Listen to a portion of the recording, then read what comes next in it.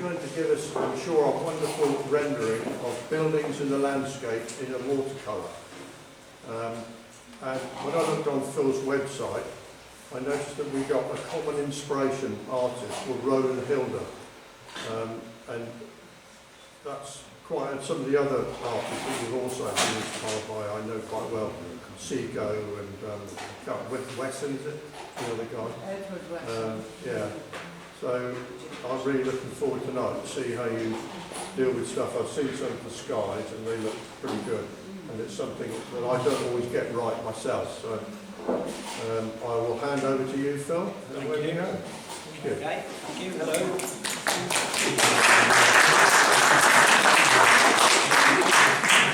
Hello. I was here in, was it 2014? Was anybody here then? Well, I know it's a different picture because I meticulously record what I do where in case that ever happens. Yes, I'm a very traditional watercolour painter, painting out of doors when I can. Inspired mainly by James Fletcher Watson from the last century, and then Ted Wesson and Roland Hilder. I'm really inspired by the English watercolourists of the last century, 20th century, because and then I look back to the old masters, but my real inspiration is from those guys. I'm kind of worried they're being forgotten, because you ask people in the street, Ted Wesson, James Fletcher Watson, unless you're lucky and you get somebody who... But anyway, so yeah, very traditional watercolourist. And I'm going to do this picture of Seathwaite in Cumbria. It's the lower Seathwaite. There's one in Borrowdale. This is the one down near Coniston. And I've done this a few times at demonstrations, and you're actually witnessing its swan song, because this is the last time it's being done. I wasn't going to do it this year, but when you asked for buildings in the landscape, I thought, it's perfect, I'll do that again. So I know this painting very well. People often ask me, are you doing it from memory? In this case, kind of yes, because I've done it a few times. So we'll put the sky on first, and I'll talk you through my colours, mixes, and everything. And if you've got any questions, just shout them out. I don't mind. Complimentary criticisms, I don't care. So we'll start with the sky. Now I use two different... Sorry, a question before you get too deep in. Yes. One of the things that I find watercolourists suffer from is not necessarily getting the right colour or colour balance, but the rheology of your mix, how wet or creamy a mix should be to actually make it work. If you could say a few I will. words about that, would be terrific. I will, yes. That says you touched on one of the hardest things to learn in watercolour. How wet do you have the paper before you apply the next wash? And it's a difference between success and failure in a lot of times. So my greys for skies, I like to do occasionally a stormy sky, and I use two different mixes. I use burnt umber. These are all Winsor & Newton colours, by the way. Winsor & Newton. I use burnt umber and ultramarine, which is the mix that gives that, which is this one, which gives that grainy kind of effect. And the other one is Payne's Grey, which is that one over there, which is becoming accepted again. I know it is. There's no people going when I mention Payne's Grey. So we'll use the burnt umber one tonight. Now normally, of course, my paper's not like this. My paper would be at a nice low angle, which is how, funnily enough, the granulation is more obvious when the paper's down, because when it's up like this, as it dries, the wash is moving slightly because it's going down the paper, so it doesn't granulate quite so much. So for all you granulation fans, you might be a bit disappointed.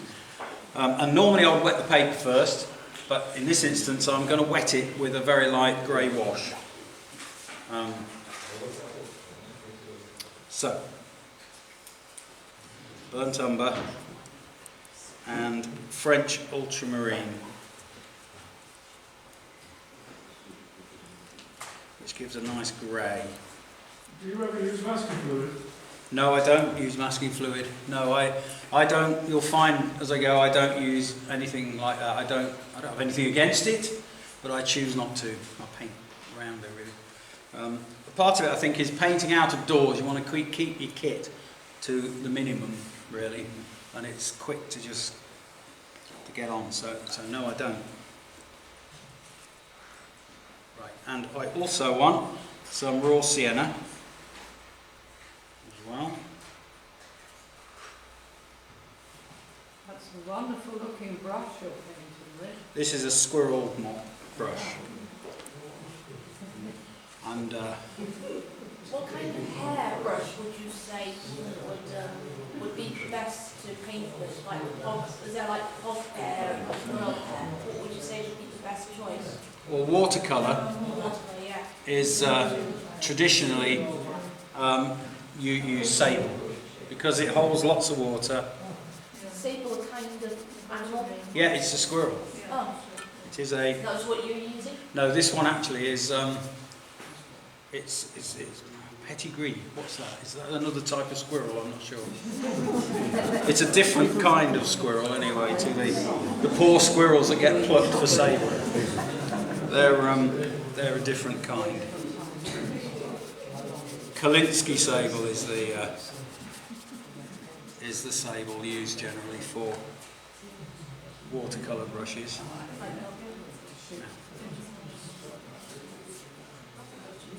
This sky is going to be done in 2 stages. So we've got a basic wash on here of a grey. I'm adding a bit more raw sienna. I'm going to come down over everything except the buildings. Although those buildings we can. The house we can't.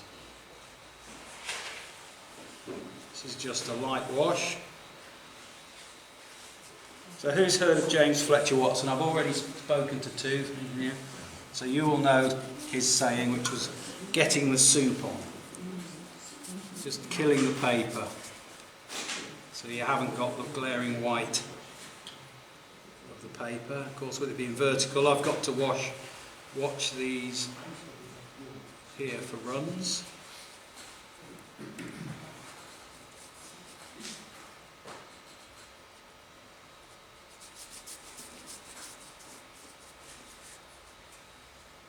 Do you have to paint from photos? I do, but I generally I don't paint straight from photos. I rarely paint from photographs nowadays. I will sketch from a photograph first, and then paint from the sketch. So I want a darker grey, plain colours, ultramarine and burnt umber. Now this is when you've got to wait for that paper to just get it's tacky. What paper? This paper is Archer's £300. And it's nearly that in money nowadays as well. Yeah. So,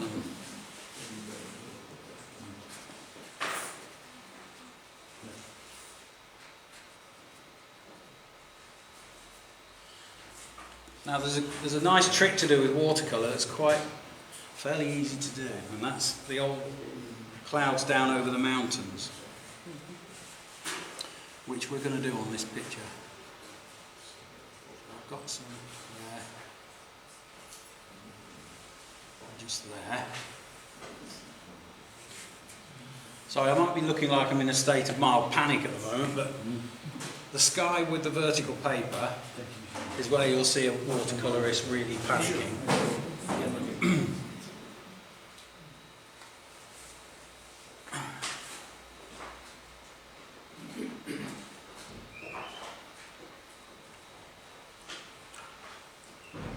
Right, we can put a little bit of blue as well up into there.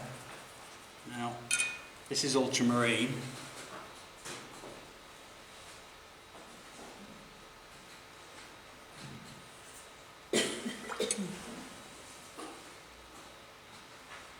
Just fade it away a little bit.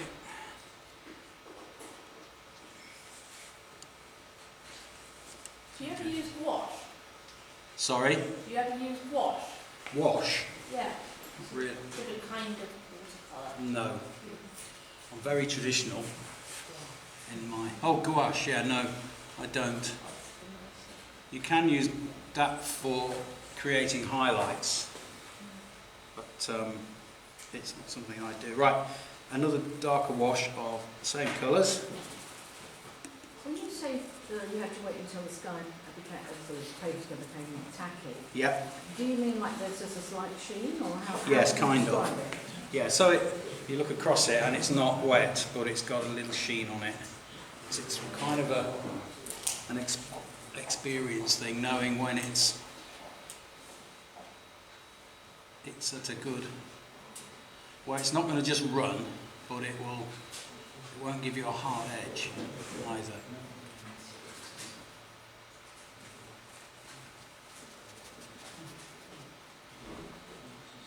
And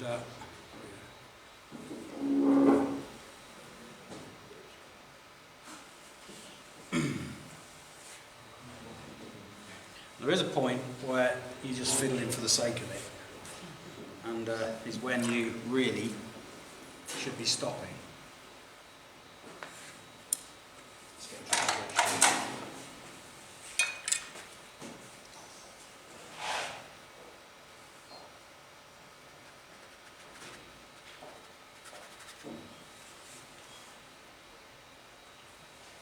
Anybody seen any dogs yet?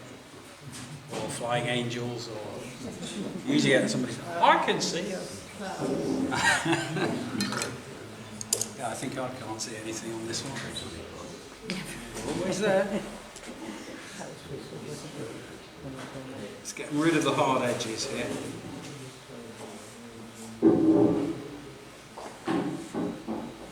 How do you manage to avoid cabbages? One of the things here is Archer's paper. Very forgiving. Very forgiving in that respect. If you use Bockingford, it's really difficult. I did a demonstration where they wanted line and wash, so we wanted a nice smoother paper, so I chose Bockingford, and it was with this, it was just horrendous. It just kept dry marks everywhere. So that's one of the reasons, is the paper, but also is knowing. See, cabbages occur when you paint too wet a wash into a drying wash. That's right, isn't it? Yeah, you can paint a dry wash into a wet wash and it won't, because it will smudge in. But if your wash is too wet, you're putting into the dry wash, then a runback will form. But yes, Archer's is really good if you suffer from the cabbages. So I'll dry this. Only use I've got for this before anybody says anything.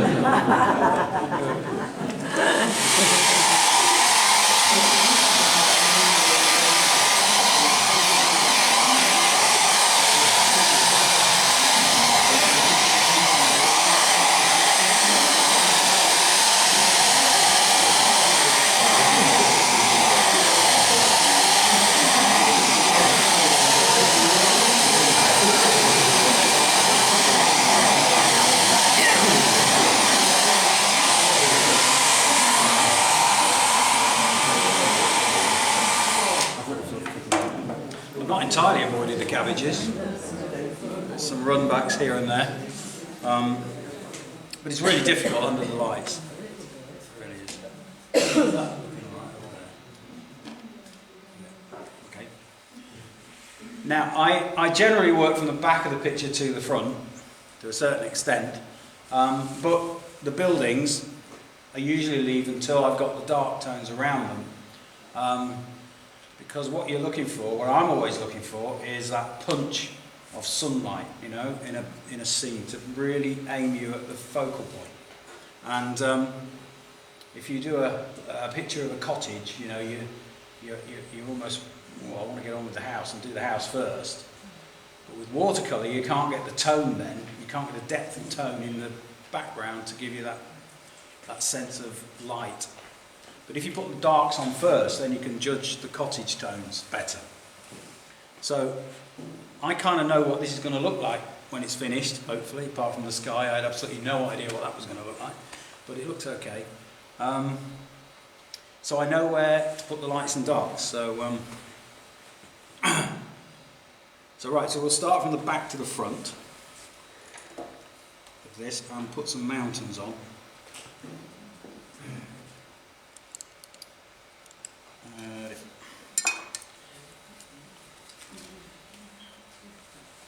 So light red and cobalt.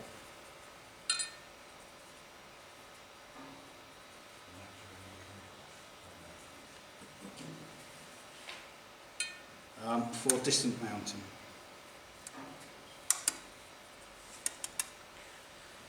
And we've got a couple of distant ones. There's one in here.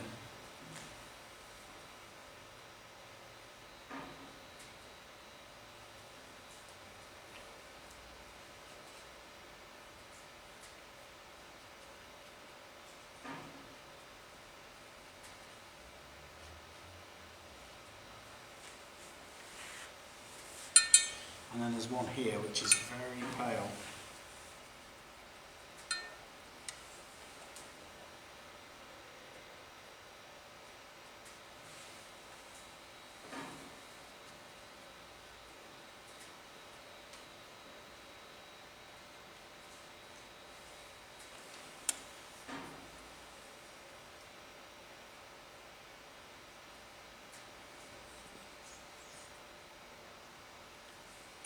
And the first hint of this technique where you're creating a cracked cloud over a mountain, where you paint clear water on and then you paint into it so it disappears. We'll do that on the front, the main mountain here as well. Do you find there's a difference between painting with watercolour tablets and painting with watercolour tubes? Yes, very much so. Yeah, I use tablets only when I'm sketching.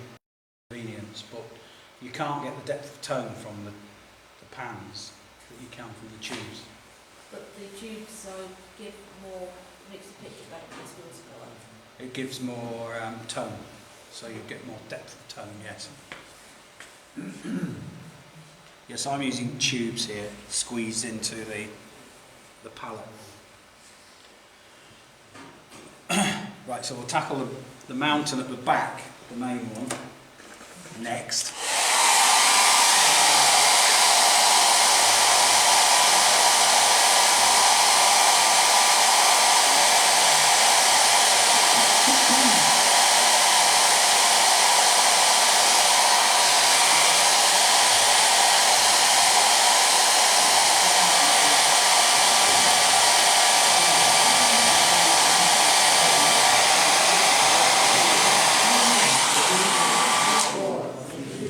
Also gives me valuable thinking time. So if you notice me drawing something and you think, oh, that should be dry by now, you've sussed me out. So this mountain at the back wants to be thrown back into the background, really. So I'm going to use a mixture of washes, the same as before, but a little bit stronger. Light red and cobalt.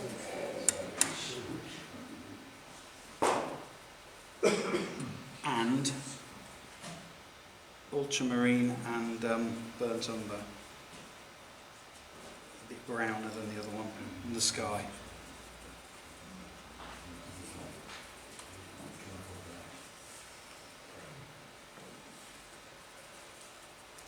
You actually work quite a limited palette then? Yeah, I have, I think I've got 12 colours.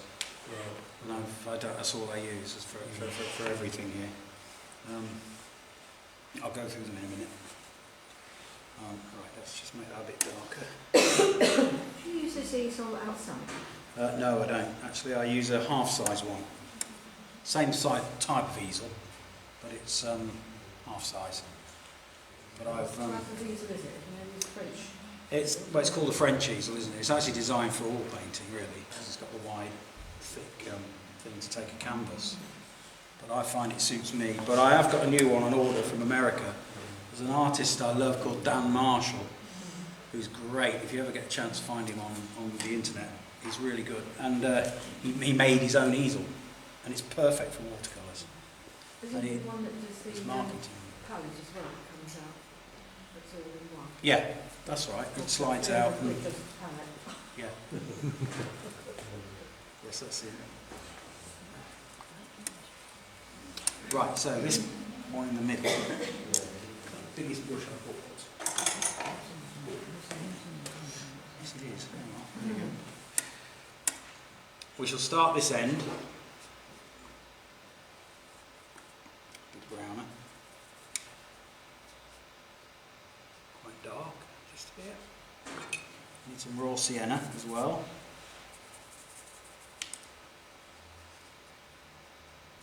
When you've got a big wash of a mountain like this, it's always good to vary it as you go. And when you've got a big wash to do, you've got to keep the leading edge wet.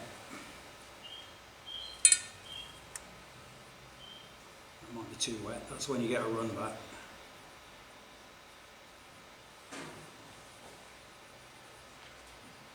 Is there a certain way you have to hold the brush and not hold it when you're brushing, painting? You have to not have your wrist touching the actual picture. I don't know really. I mean, with watercolour, you can touch the paper as long as obviously you've not put a wash on it. But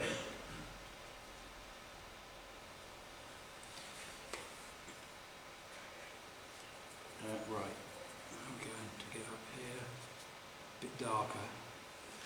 Sienna.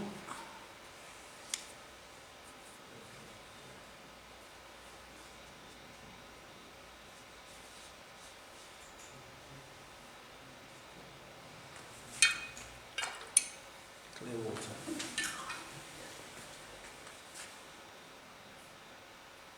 So you paint in the area where you want the cloud to be. It's drying so quickly.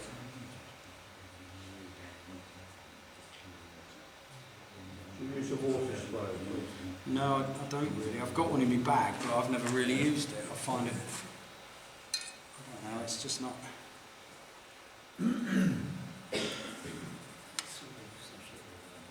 Now this top bit of the mountain was poking out.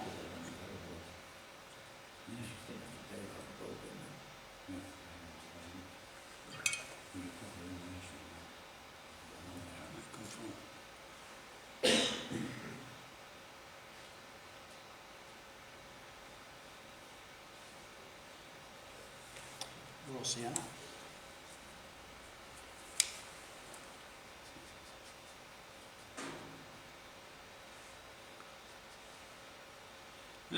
Paint it over a chimney.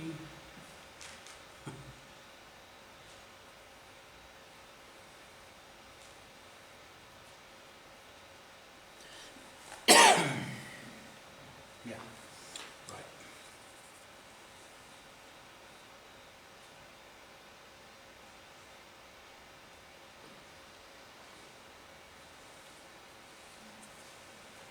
I'm just kind of dabbing into all these washes now.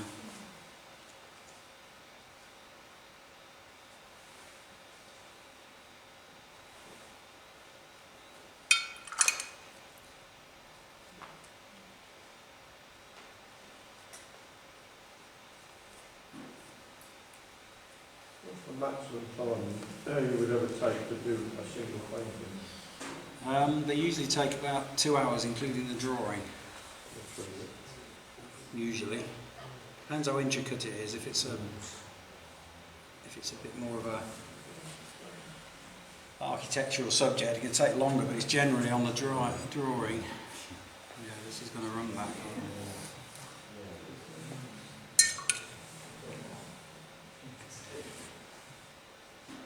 Okay. Do you ever travel abroad and paint things? Sorry. Do you ever travel abroad and paint things? Only once. Only once been into Germany. I'm not very widely travelled, but I would do.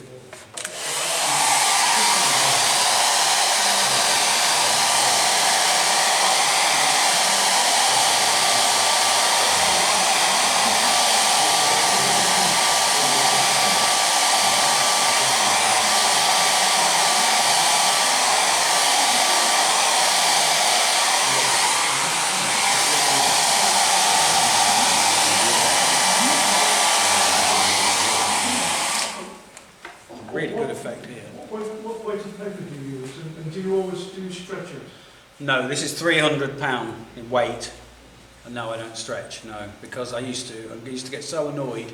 You'd stretch 4 pieces of paper out, do exactly the same thing for all 4, and 2 of them will pop out from under the tape, and the other 2 are fine. And so I bear the brunt of the extra cost and use £300 paper. Is there So a it much, doesn't copper at all? No, not really. is there a much thicker Archer's paper than I that? think there's a 400. 400. I had a piece once and I tried it, and the pen seemed to go into it. I've never tried it, but yeah, there is a 400 I now. tried the 300. Yeah, 300, that's what I've always used. Arches is my favourite paper. But I use Saunders Waterford as well. And I do use Bockingford. What grade of paper is it? Is it art? Not.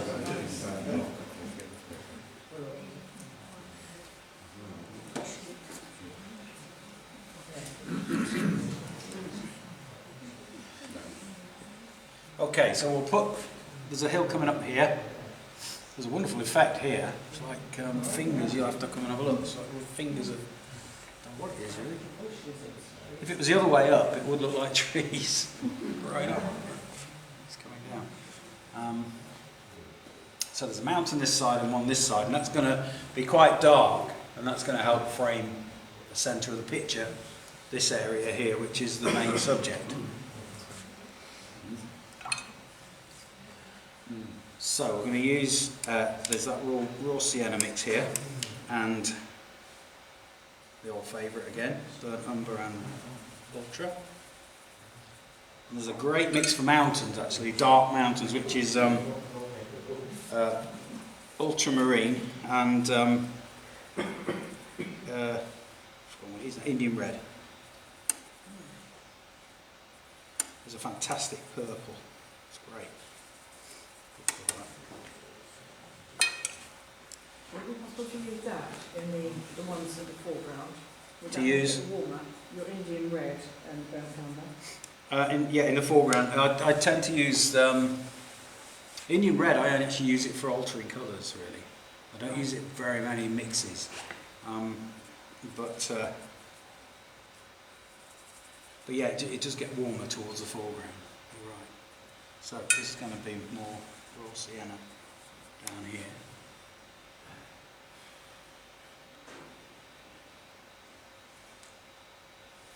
The gate here.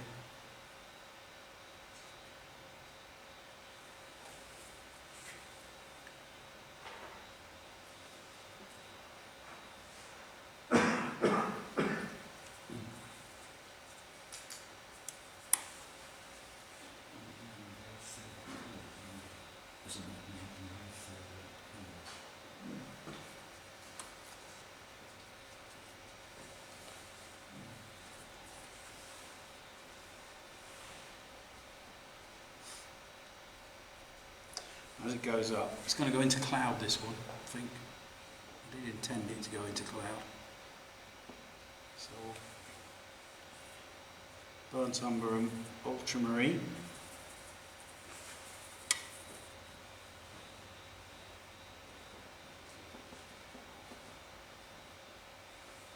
And that purple is coming in. I think we'll leave this out of the clouds. Indian red and ultramarine.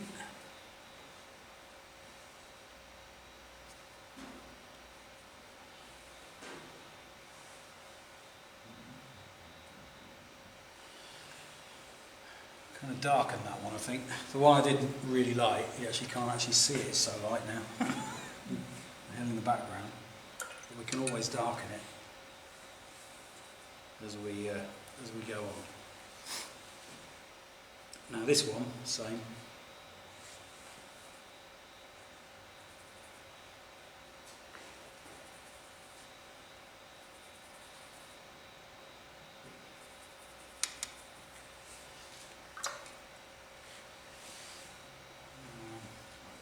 So raw sienna again.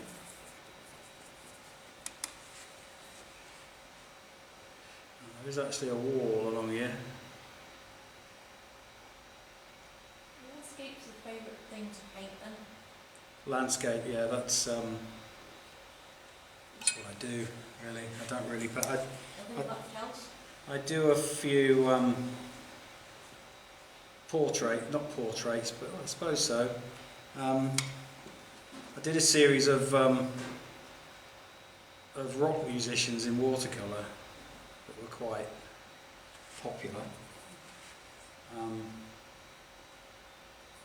Very loose done, very loosely painted, you know.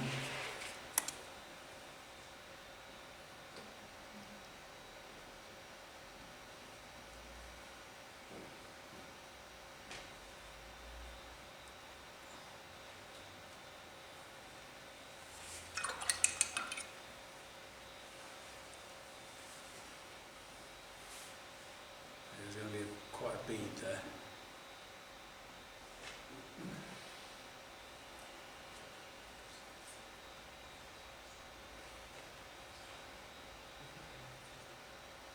Just a sort of a brief point of interest, you say to look at portraits of rock musicians on a commercial basis. How do you stand in terms of using their image? Yes, you have to be careful. Yeah. One trick is to paint from video. So you're not using somebody's photograph. You know, you're painting, as if you're sketching them live in a concert situation, which of course nobody can stop you doing. You know, but if you can, so you can paint from a YouTube clip of them playing live, sketch from that, and then produce a. But you can't use somebody's photograph for the basis of your, obviously for your painting.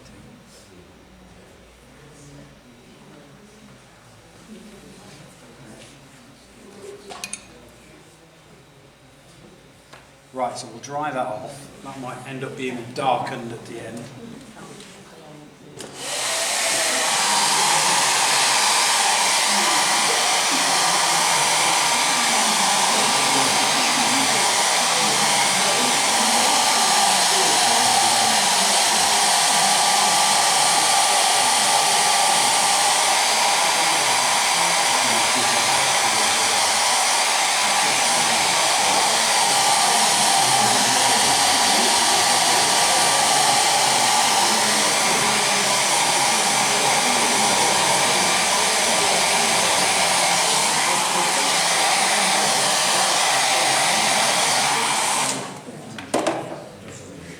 In fact, that's going to be darker now because it's just not dark enough here.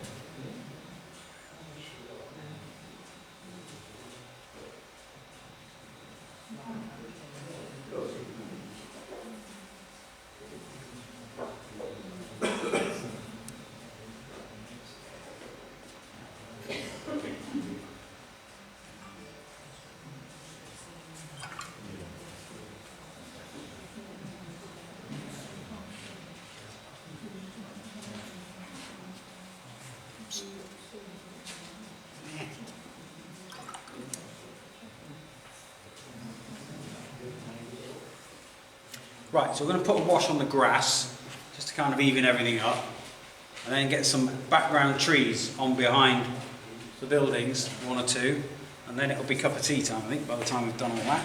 Can I ask a question, please? Yes? That is the youth hostel that's on the Coniston Pass. Yes.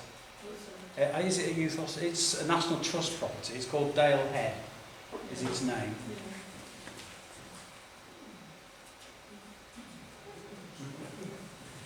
Oh, it's not near Honister though.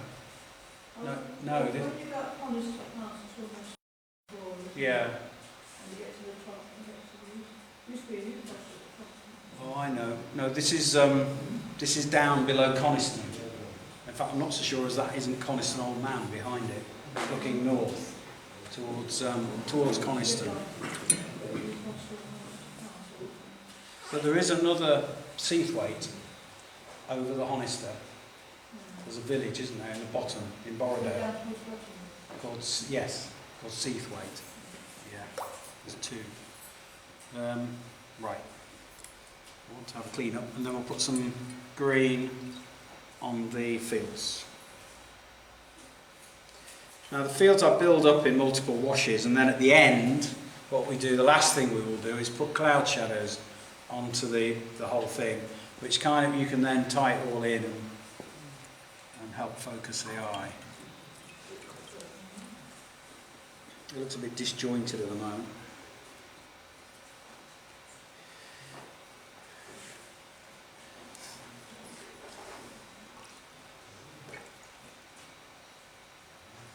Right, so I'm going to use raw sienna, nice clean raw sienna hopefully.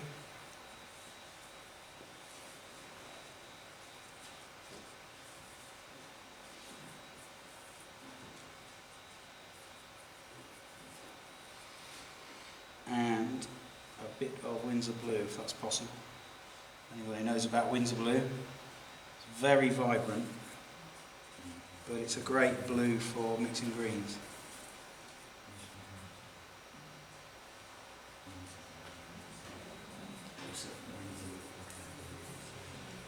Does Windsor Blue come in different shades? Is it Yeah. like red colour or... I use both of them. The green shade is good for mixing greens. The red shade also, but I tend to like the green shade for mixing greens.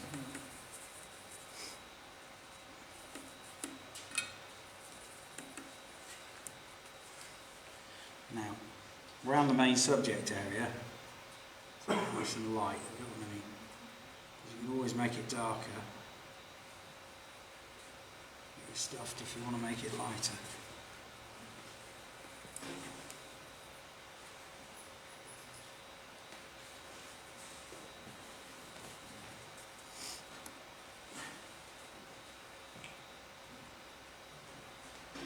I also want to avoid some of these fence posts here.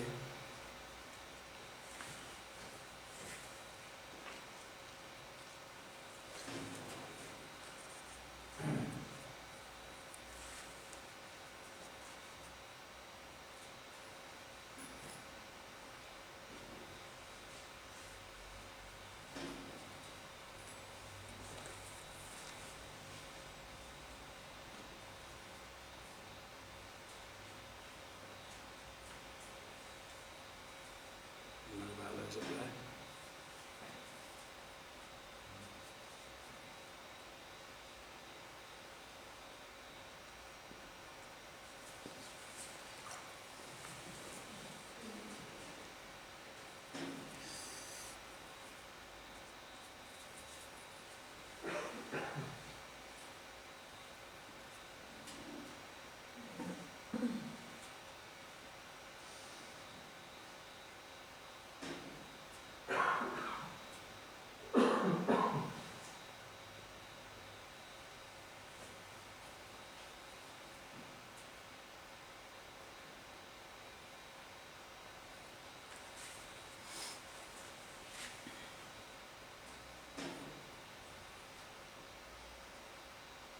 Some different lines going along here. It's quite possible to paint the wall green and not the grass if you're not careful.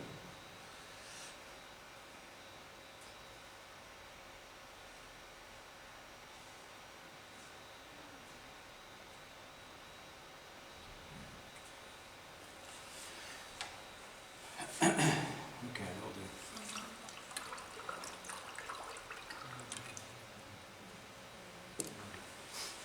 While that's drying, we'll just darken up that hill at the back with a bit of light red and cobalt.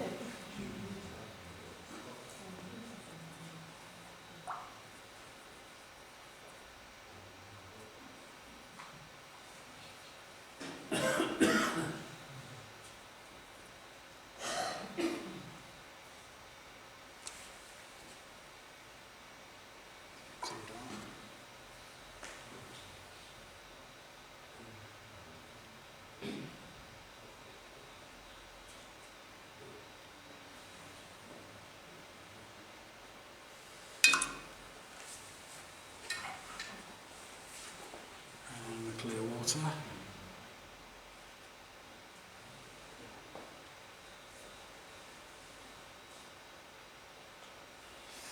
Okay.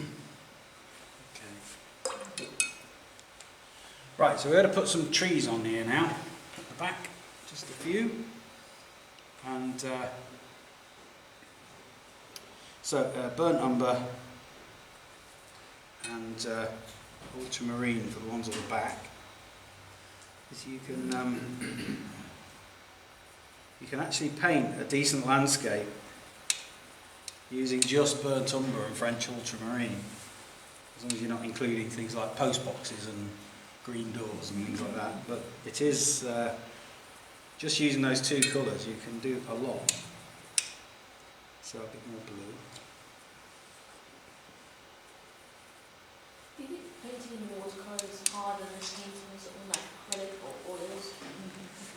Well, not for me, because I've only done a bit of acrylics and very little oils.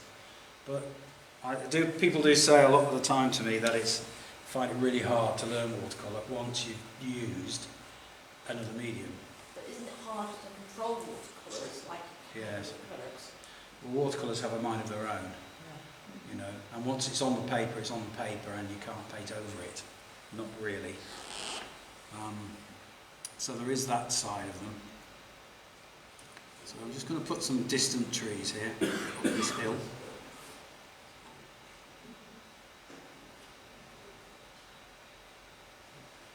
Mind you, the arches paper was incredibly resilient. I know I used it and made a mess. I stuck it in the bath and took a scrubbing brush to it. And it can get away with burning. Yeah.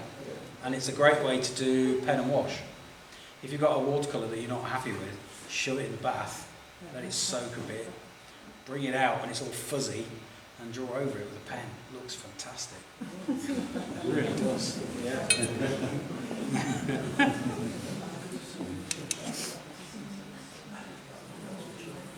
So, burnt umber and Windsor blue. Now when I'm doing middle distance trees, I've often got the brush on the side like this because it gives a kind of a tree shape without you having to do anything. Kind of just like that. On the top of this wall.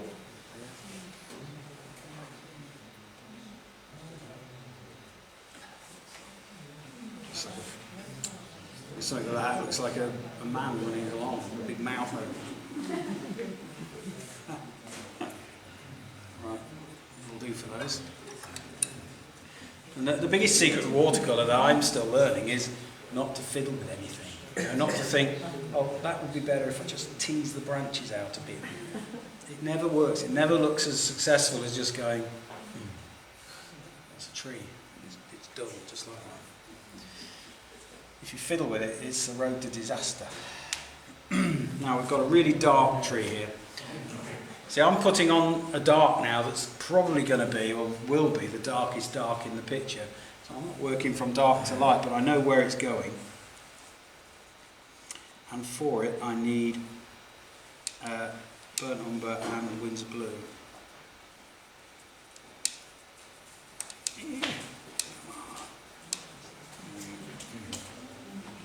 little bit more burnt umber. And that's going to go in here.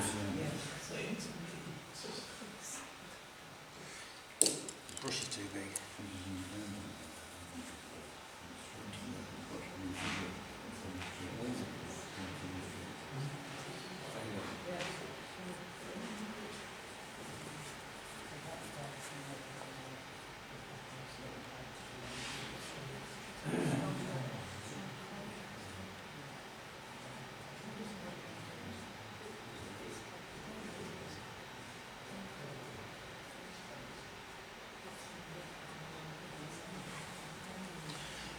And that dark tree there is in shadow from the house. The sun is over here, so the light's coming this way. And what that's doing is it's going to put your lightest light against your darkest dark in your main subject. And that's really brings your eyes straight onto that main subject.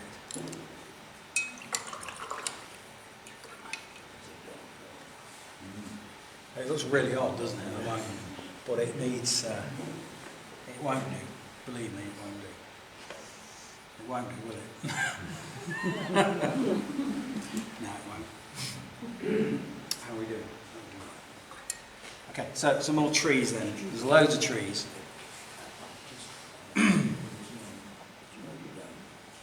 Right, so burnt umber again, and the old Windsor blue. And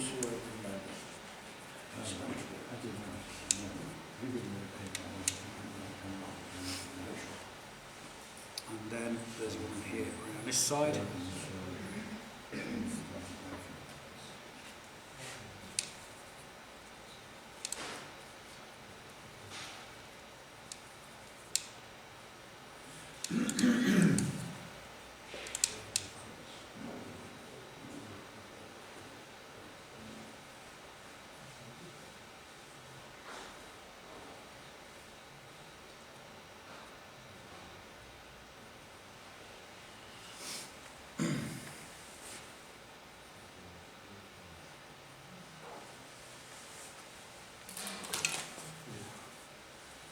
And we can vary it a little bit. I don't want them all looking the same green. There's something here behind these.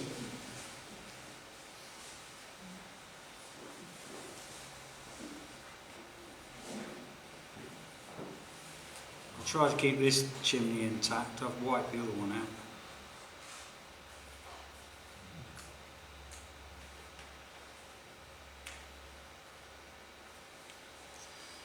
Is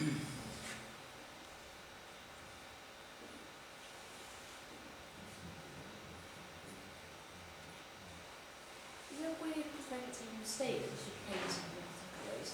Mistakes. Yeah, mistakes, like you accidentally go over the line. Yeah, How do you like prevent things like that? masking fluid, I suppose. I don't use masking fluid. I don't use it, no. With a case like this, with a chimney that's in broad sunlight, I've really blown it, really, with this one. Painted over the chimney, but one thing I could do is put a really dark tree behind it to try and bring the chimney out. But I think we'll just knock the chimney off the top of the cottage. Sure they won't mind. There's really no way of rescuing it. And you can, sometimes if it's not a staining colour, you can scrape with an oil painting brush and some water, bring out the pigment. But it doesn't always work.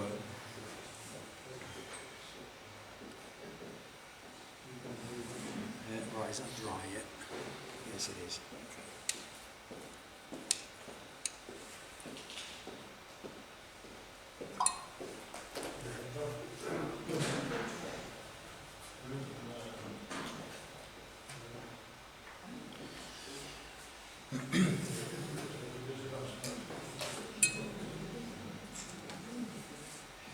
Right, now there's two trees, big trees over the top, which are kind of, you've got quite a lot of branches showing through. And for the branches I always use burnt umber mixed with Payne's grey, which gives a kind of a black. So I used to have a bit of paint.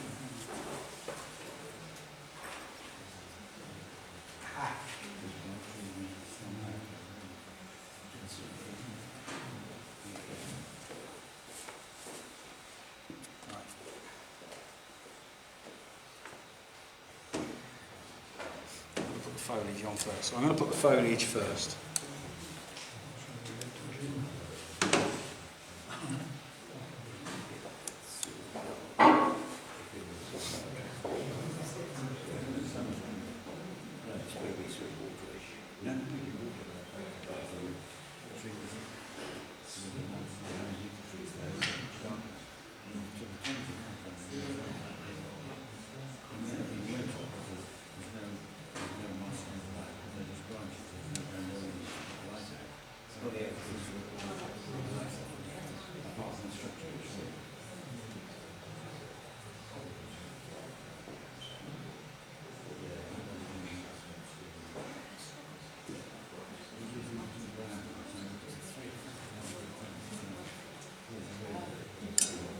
Okay, now while that foliage is still wet, we'll put the branches through it. This is a job that's really hard with the board vertical. It's my excuse out of the way now for my spindly branches going up through these trees. And the other secret of this is don't overdo it.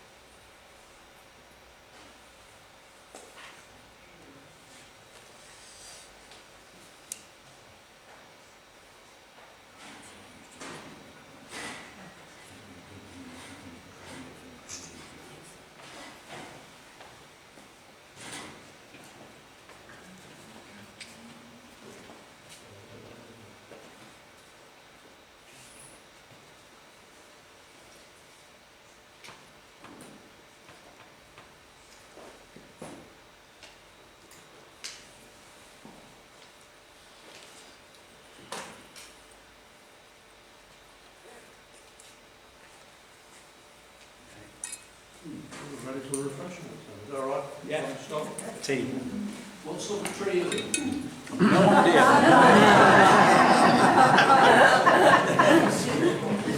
A green one.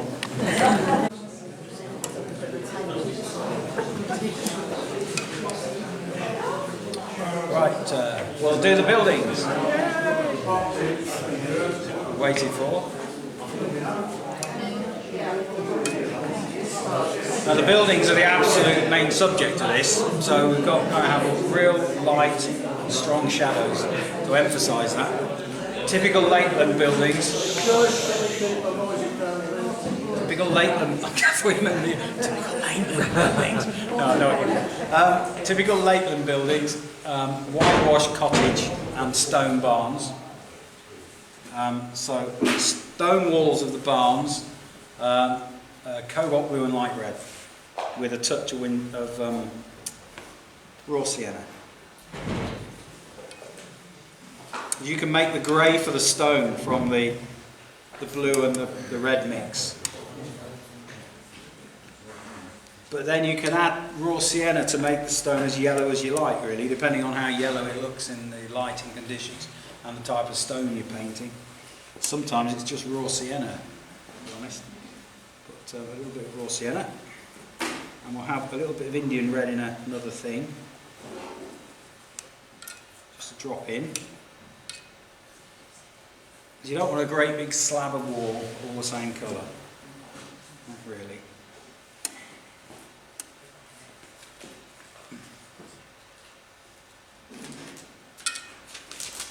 Just warm that up a bit.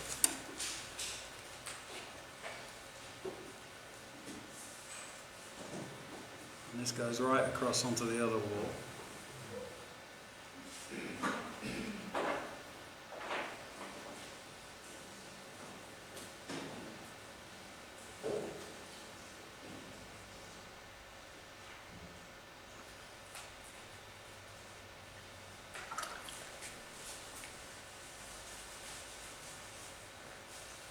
Now down here we've got a door which is open and another door which is shut.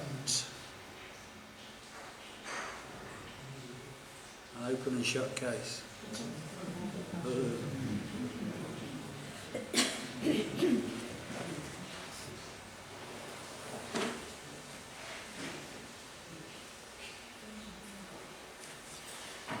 Now we've got a stone wall going along the front here, which is joined to this barn. At the back here, we're just going to keep it kind of all the same wash, and the top of the wall, keep it white. And I want some different greys as well to drop in. Now, eventually, of course, this is going to be in shadow, so it'll be overpainted as well. As the sun's coming this way. You knock my teeth out, man.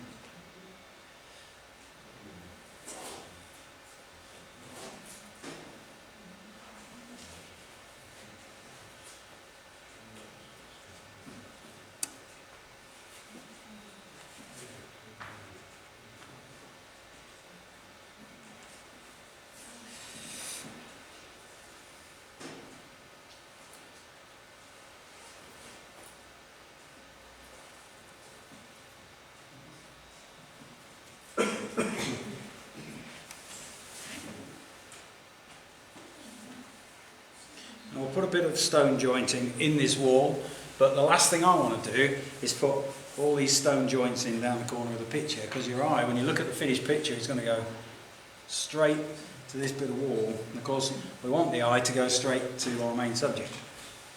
So we will put a bit of detail in it, but not very much. Okay. Now while we've got a stone colour,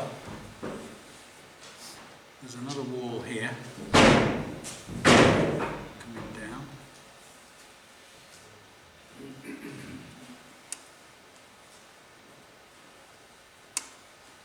bit darker.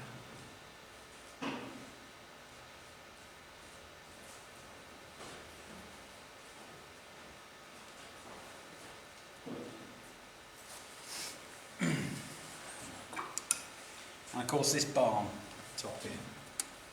Now the sun's going to be really hitting the side of this barn, so this will be this side will be darker.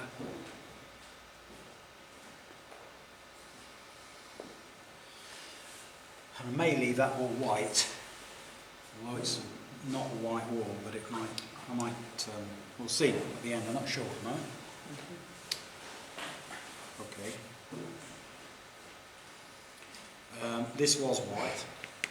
It's like a painted kind of cover. It's not a window. Right, now, slate roofs. Slate roofs. Windsor blue, red shade. And Indian red. That's straight out of James Fletcher Watson, that one.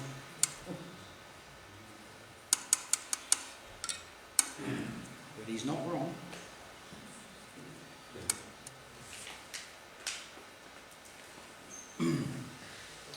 Right, roofs to the cottage.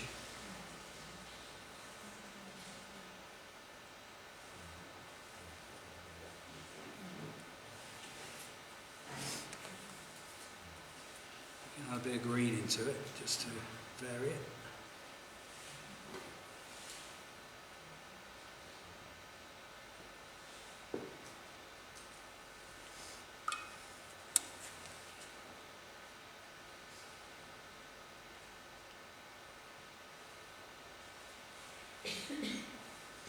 Bit light.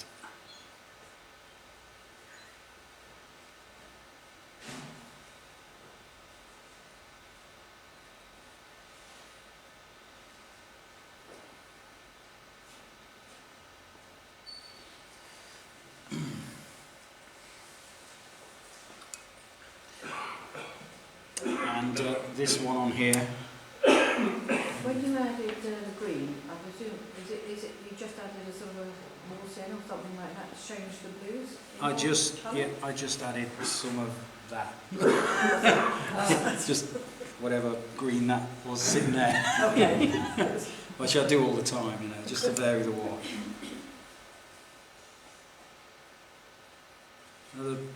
A friend of mine, Fraser Scarf, who paints in acrylics, you know Fraser's work, he's a great artist. He calls it, is it palette dirt or palette, something like that. And he keeps it, because of the acrylics, he just spoons it out off his palette and puts it in a jar and stirs it up.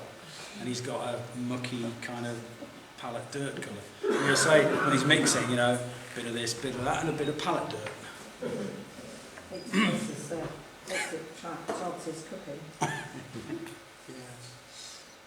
Yeah, he's great though, really good artist. Right, so I'll leave the houses for now. We've got a dark roof to put in here, and then the shadows to put on, and the windows. But we've got to do some more trees, I'm afraid. There's a couple of trees here, and there's another one behind the barn. So the old green again, old umber and Windsor blue. Not too dark. Want it to be.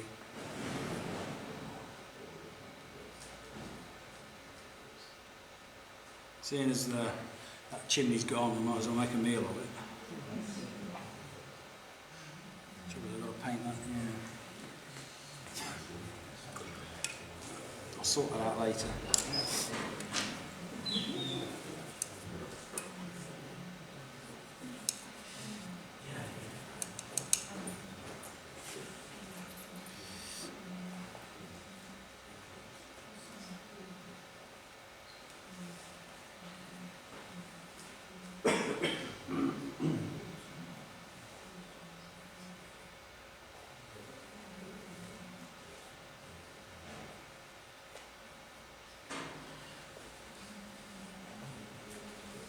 The other thing that's really easy to do when you're doing this kind of tree thing with the branches is all your branches grow out of the chimney.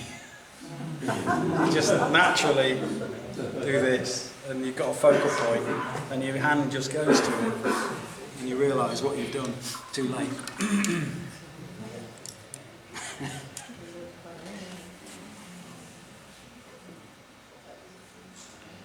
So some more green here, dark green. It's too green.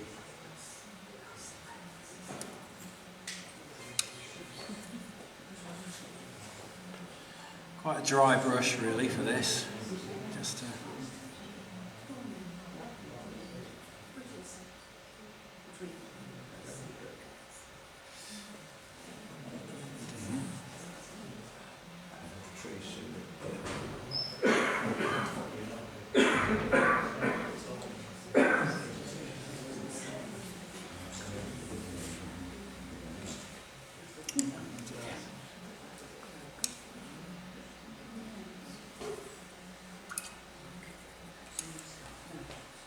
This is the hardest place of the painting to do trees, is over this end here. It really is.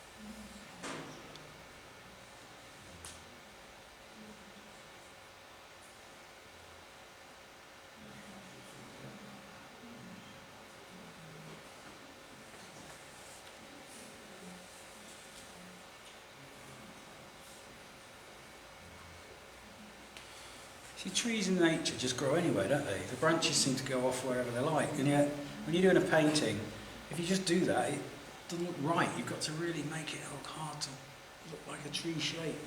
If you just do like nature, it doesn't really work. Still, nature's been doing it longer than me. And there's a bush here. There is now, sticking around this fence post, just there.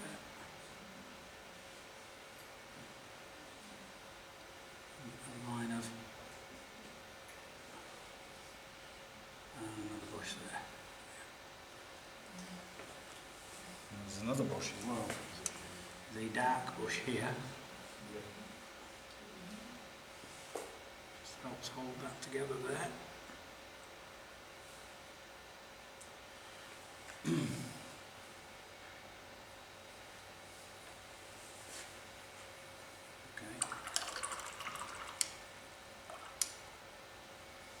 Right, back to the roofs. I want to do a dark roof here.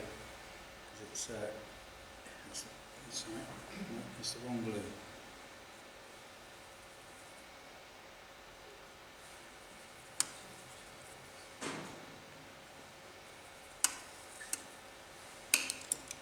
Wrong brush.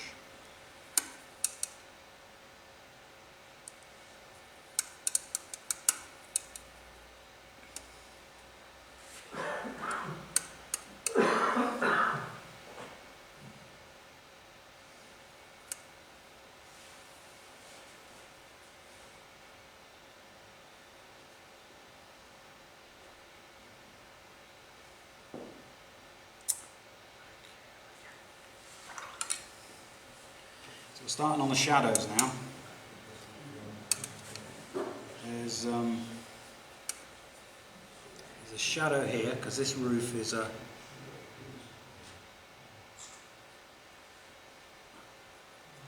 the other one.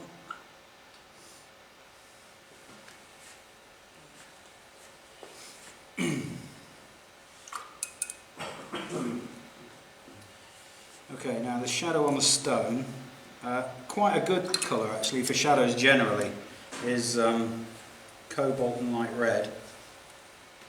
But it's really, shadows generally are just darker version of the colour underneath. So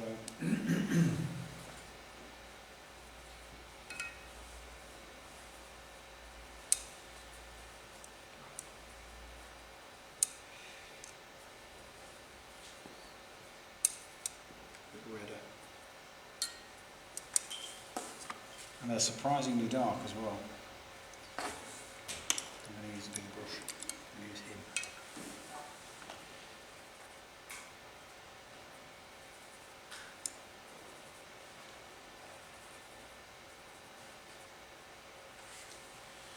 Right.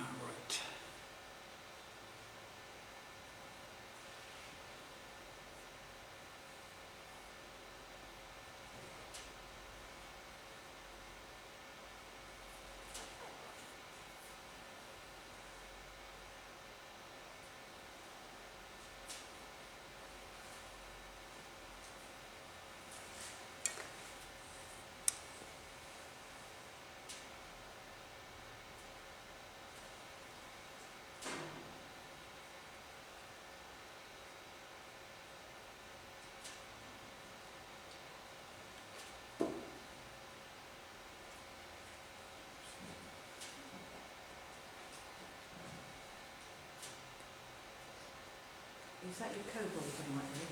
Yeah, mostly. It is. Now I'm bringing in a bit of the slate grey colour as well.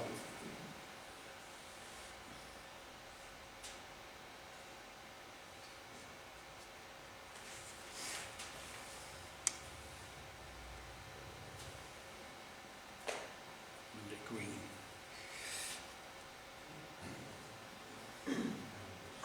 Oh, sorry.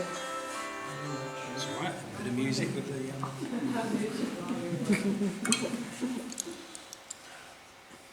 Now shadows are things that they're all over the place, and if you don't put them in, they kind of get missed. And you can bring it to life if...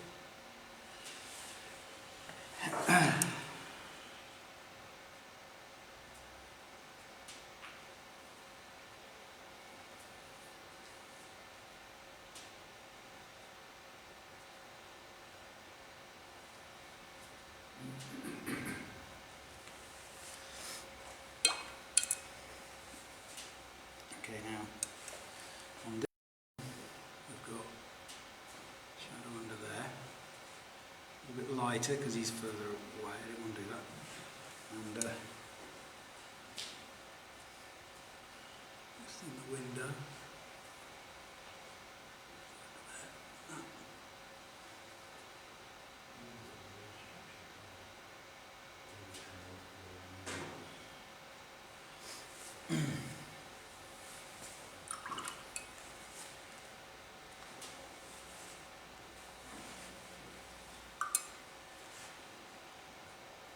Right, so the shadow on the white cottage is ultramarine, a bit of, not that one, you idiot, a bit of light red.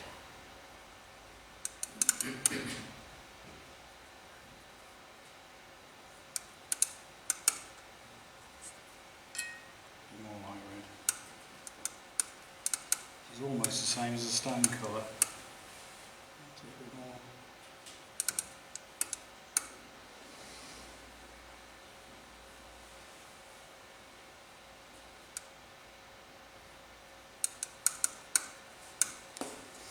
Need a new sheet of paper.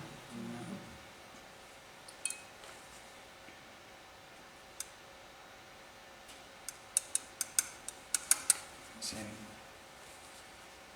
Now this comes down here.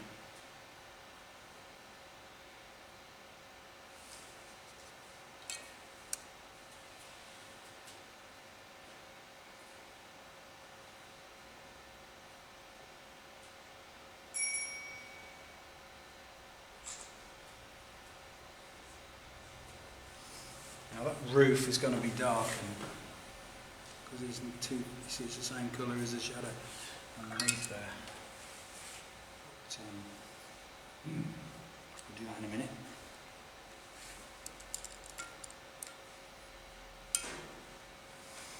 And cobalt and light red again.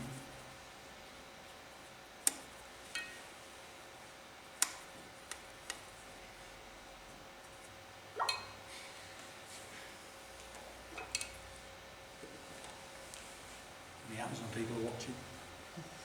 So put the Indian red further away from the light red.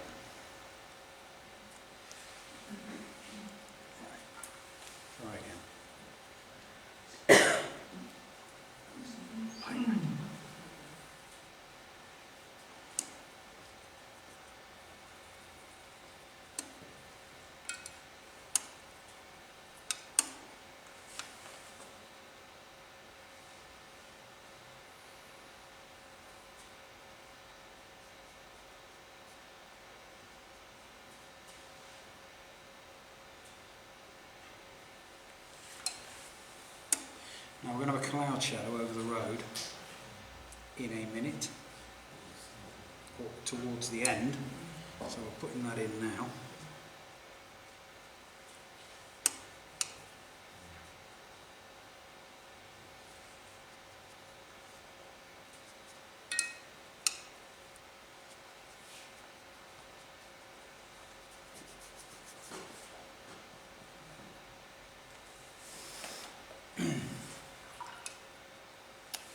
That will get continued. To be continued.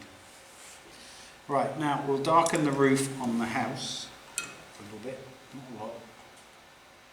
Which was winter blue, Indian.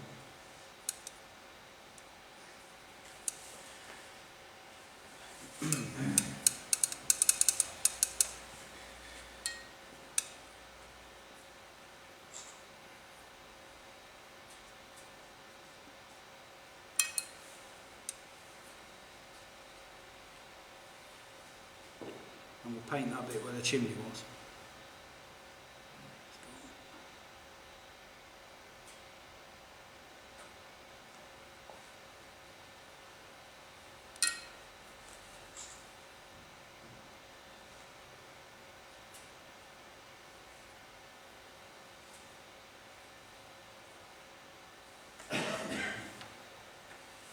Yes, but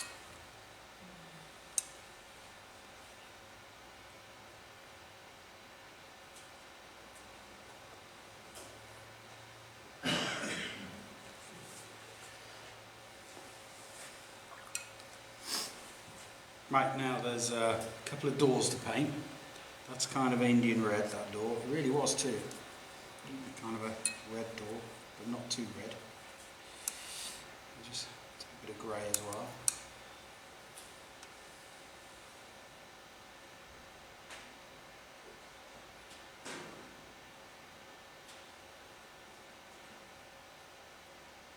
The shadow on the roof, was that the cobalt and the light red as well? Um, Right, one at the back there. that was ultramarine, no, it was Windsor Blue red shade and Indian red. Right. Gives a slate grey. Right, there's a dark, oh, right, I need a dark now, so burnt umber, Payne's grey. Mostly Payne's grey. There's a couple of things to do. There's this door that's open in here.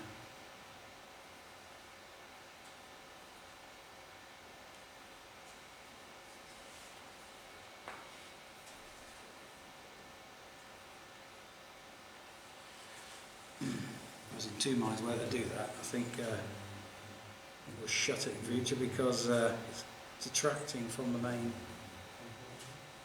subject over here. And the other thing to do with the dark is windows. Now windows, you've got the little squares of your windows. I always find that if you do the top straight of each panel and then start it down and just fade it off, because otherwise you end up with lots of little perfect squares everywhere and they can look a bit false. But I have to take my glasses off to do windows. I can't see that close with them on. But I love looking at watercolour really close up and seeing how the wash goes. Right, so these windows here are tiny. You can't even see the squares, to be honest.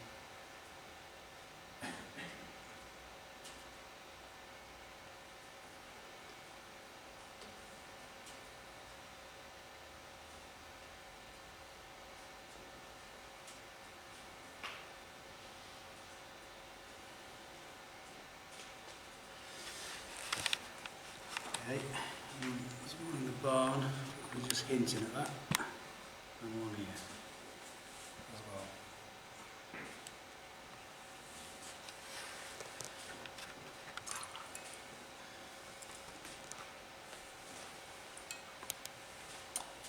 But right, red door, which is, I always do a red door, I like red doors.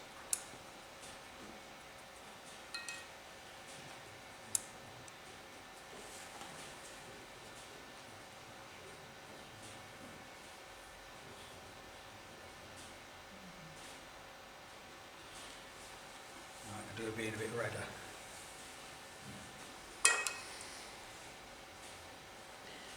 Oh right, and so I'm dotting about all over the place now because bits are drying, so I can go over and do something else. This door here looks to be kind of light greyish. It's not so stark.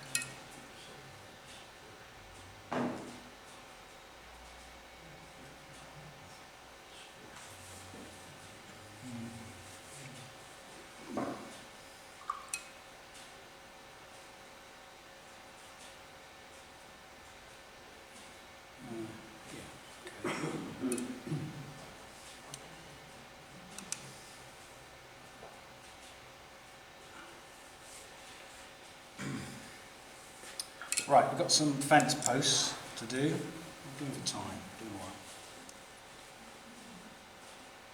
There's a gate here.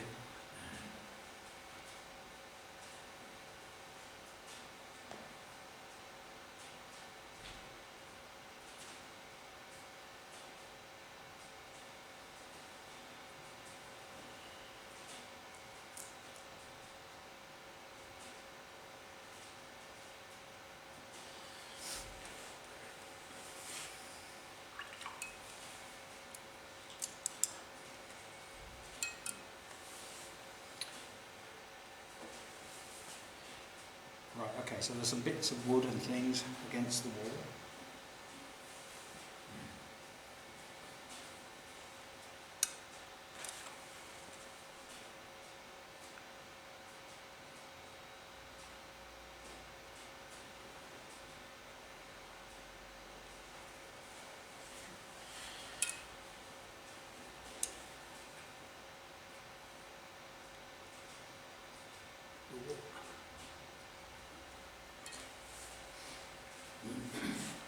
And then with cadmium yellow and Windsor blue, I'll go in that bit there. Look. There we go. There's a bush here. Another one here. Dark green. Must be on somewhere.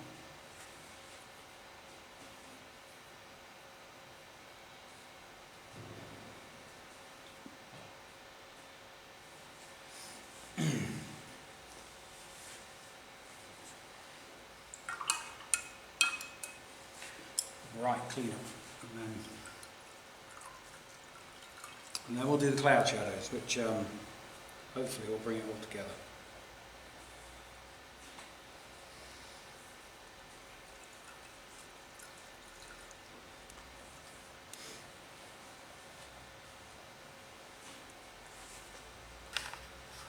As I say, the cloud shadows are basically the colour of what's already on, so a dark green for the grass and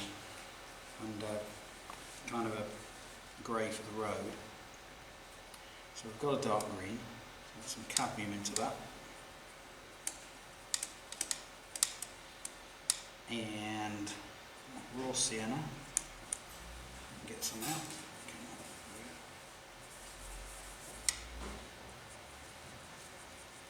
The cadmium, is that cadmium yellow? Yeah, just a bit. Some burnt umber and Windsor blue. Some more burnt umber. Indian red, I've got that in there.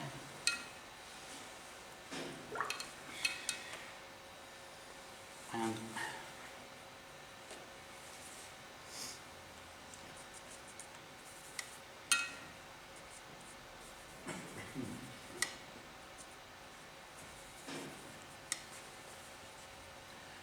so we're going to put something on this field here.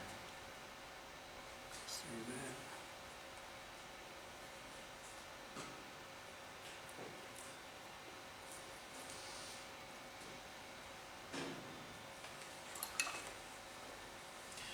Foreground crowd shadows.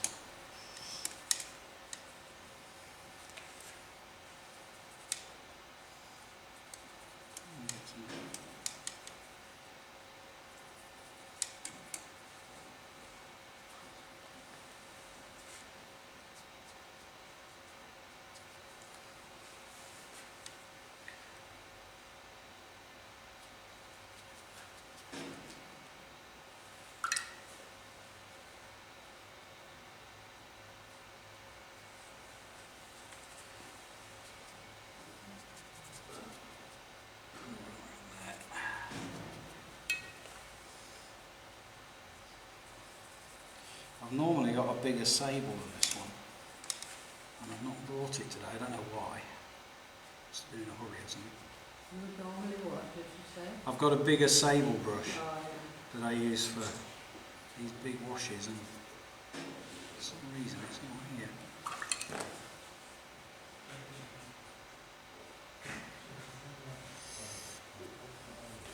There's more cadmium than that.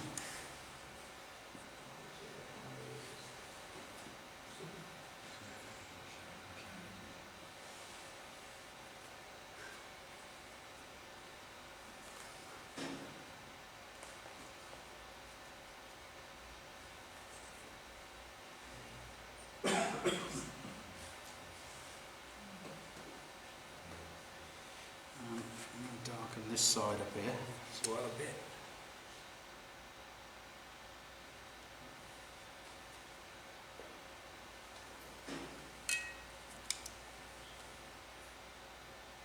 Hope that dries like that. It's lovely. Often you put the wet wash on and you look at it and think, oh, that's lovely. And when it dries, it goes all dull, and but that's come out pretty good. And then over here, it's going up this field here. So there's a cloud coming over here.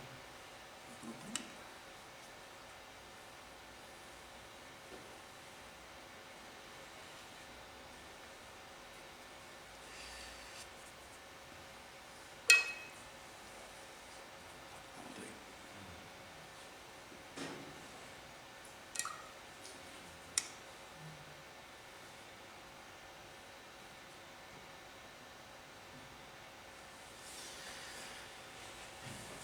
That needs darkening.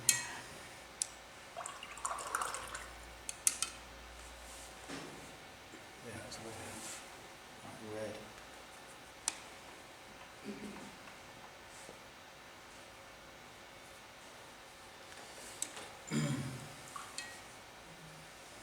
Oh right, cobalt and light red again.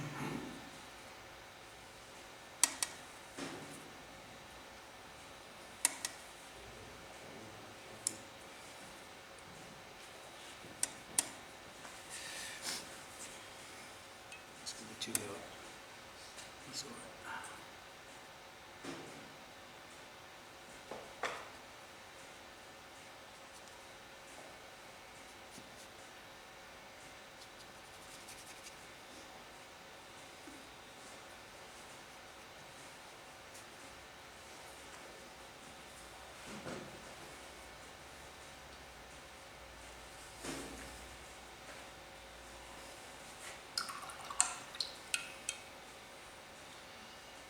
Right, there is a wall right up here.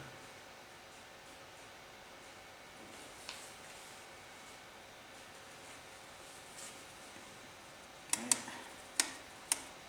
Keep seeing things I've missed. There's a shadow.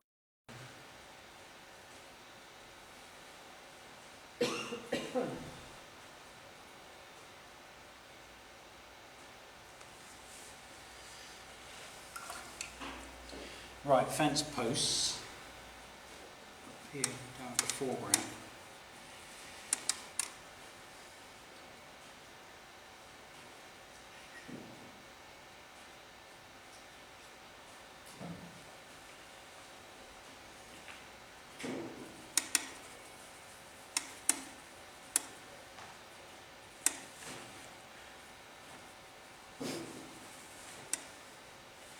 Do it.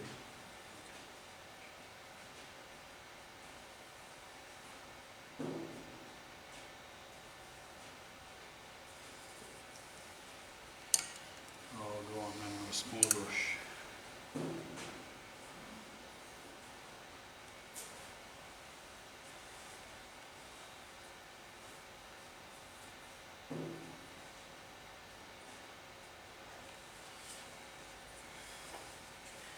And similar down here.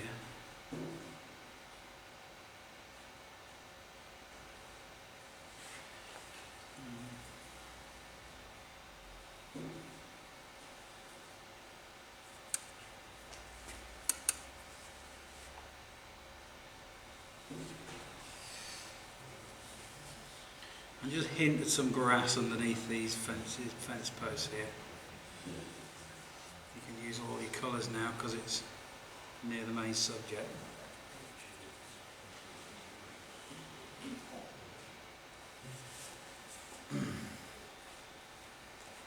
They just need to be.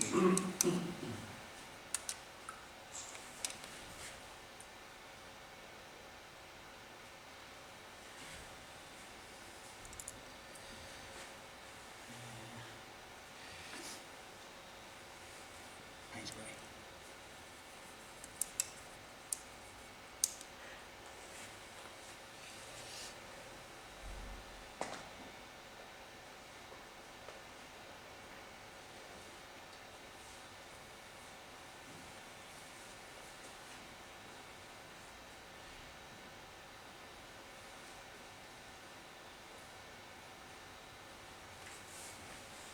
Kind of against my better judgment. Now, I don't usually do any stone jointing whatsoever. I don't think it's necessary. There we go. Oh, we do need.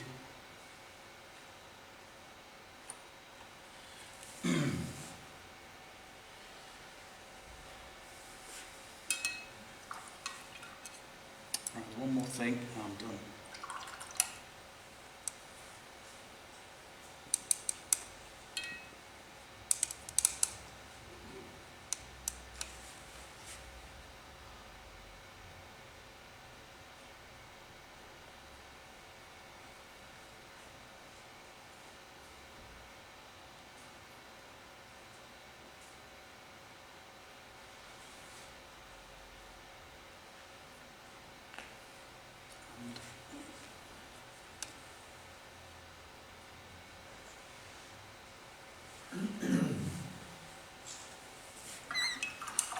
It's on now.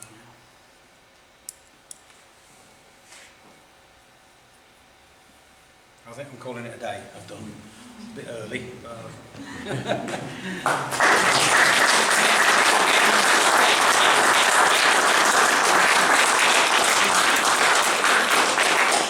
Just a quick question. Excellent painting.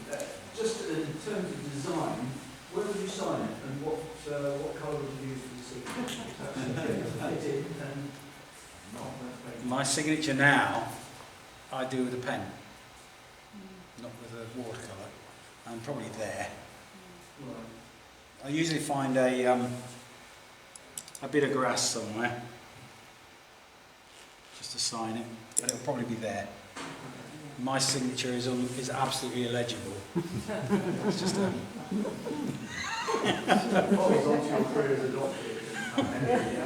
It's identifiable, so from a distance you can say, oh yeah, I know who did that. But you can't... Black or? Usually black. Yeah. Well, you'll all get to sit because I'm going to leave you the painting, so you can to do with what you want. So signature, and I will sign it. So, Any other questions? I'll put it in a